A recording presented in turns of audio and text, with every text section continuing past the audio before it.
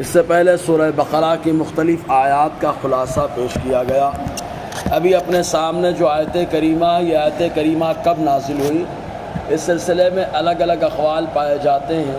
حضرت علی کرم اللہ تعالی وجہ الکریم ارشاد فرماتے ہیں کہ یہ آیت کریمہ اس وقت نازل ہوئی جب حضور صلی اللہ علیہ وسلم کی طرف سے عشر وصولی کے لیے کھیتوں میں جو پیداوار ہوتی ہے اس کا 10واں یا 20واں حصہ یہ وصولا جاتا ہے، یہ زکوٰۃ کے طور پہ نکالا جاتا ہے، جس کو عرش کہا جاتا ہے۔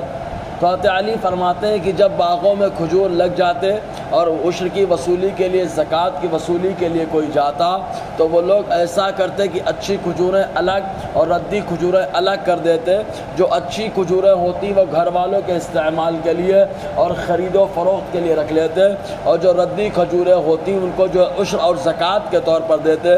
تب اللہ تبارک و تعالیٰ نے آیت کریمہ نازل فرمائی اور ارشاد فرمایا، اے ایمان والو، جو تم نے کمایا ان میں سے پاکیزہ رب کی بارگاہ میں خرچ کرو، اور جو اللہ نے زمین سے نکالا ہے ان میں سے پاکیزہ اور اچھی چیز اللہ تعالیٰ کی راہ میں خرچ کرو، اور بری چیز کا ارادہ مت کرو۔ اس وقت یہ آیت کریمہ نازل ہوئی، اور کچھ لوگوں نے الگ الگ اقوال بیان فرمائے۔ ایک قول یہ بھی آتا ہے کہ یہ اس وقت نازل ہوئی جب حضور صلی اللہ علیہ وسلم نے صحابہ کرام کو یہ حکم دیا کہ جن کے پاس کھجوروں کا باغ ہے، کھجوروں کے درخت ہے، وہ لوگ جو ہے راہ خدا میں کھجوریں خرچ کریں۔ تو لوگوں نے الگ الگ کھجوروں کو چھانٹنا شروع کر دیا، اچھی کھجوروں کو استعمال کے لیے رکھا اور خراب کھجوروں کو، ردی کھجوروں کو لیا اور غریبوں میں تقسیم کر دیا۔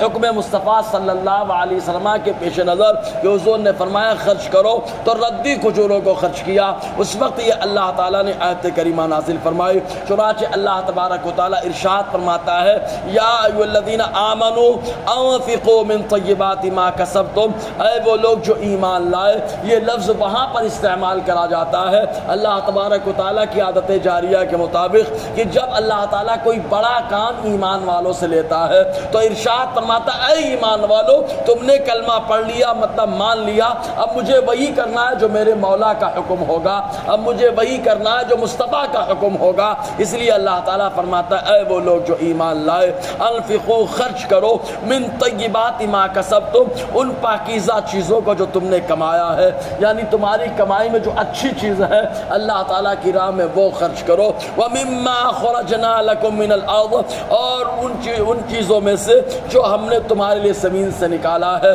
جو اللہ تعالیٰ نے نعمت زمین سے نکالی، جو بھی نوازا، ان میں سے پاکیزہ اللہ تعالیٰ کی راہ میں خرچ کیا جائے۔ وَلَا تَيَمَّمُوا الْخَبِيثَ مِنْهُ تُنفِقُونَ، اور بالکل بری چیز کا ارادہ مت کرو کہ اس کو خرچ کرو اللہ کی راہ میں، یعنی ردی کھجوریں اٹھا کے اللہ کی راہ میں دے دینا یا کوئی بھی ردی چیز۔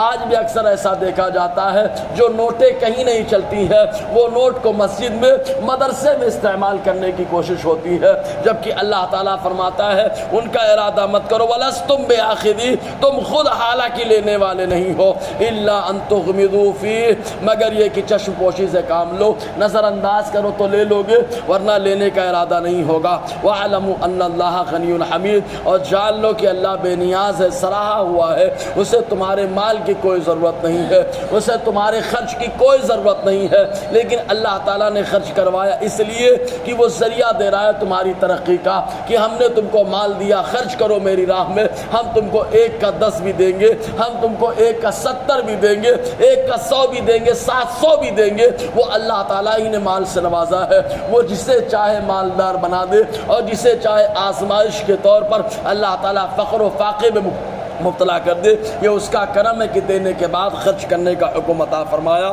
اب اس کے بعد خرچ سے روکتا کون ہے؟